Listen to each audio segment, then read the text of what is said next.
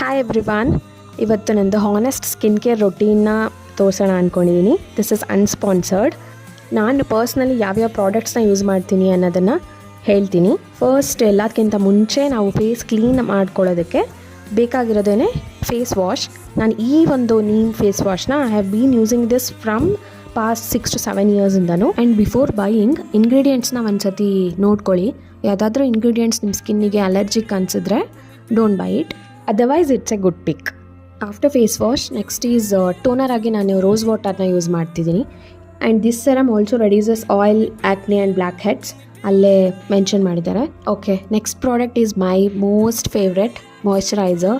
ನಾನು ಈ ಒಂದು ಪಾಂಡ್ಸ್ ಮಾಯ್ಶ್ಚರೈಸರ್ನ ಕಾಲೇಜ್ ಟೈಮಿಂದನೂ ಯೂಸ್ ಮಾಡ್ತಿದ್ದೀನಿ. ನಿಮ್ಮದು ಆಯಿಲಿ ಸ್ಕಿನ್ ಆಗಿ ತುಂಬ ಆಯಿಲ್ ಸೆಕ್ರೇಟ್ ಆಗ್ತಾ ಇದ್ದರೆ ಫೇಸಲ್ಲಿ ಇದನ್ನು ಯೂಸ್ ಮಾಡ್ಬೋದು.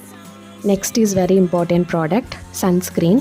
ನಾನು ಡಾಟ್ ಆ್ಯಂಡ್ ಕೀ ಅವ್ರದ್ದು ವಾಟರ್ಮೆಲನ್ ಕೂಲಿಂಗ್ ಸನ್ಸ್ಕ್ರೀನ್ನ ಯೂಸ್ ಮಾಡ್ತಿದ್ದೀನಿ. ಇದು I have started recently, may be from past 6 to 7 months ನಾನು ಯೂಸ್ ಮಾಡ್ತಿರೋದು. ಈ ಸಮ್ಮರ್ ಸೀಸನ್ಗಂತೂ ಹೇಳಿ ಮಾಡಿಸಿದ ಪ್ರಾಡಕ್ಟು.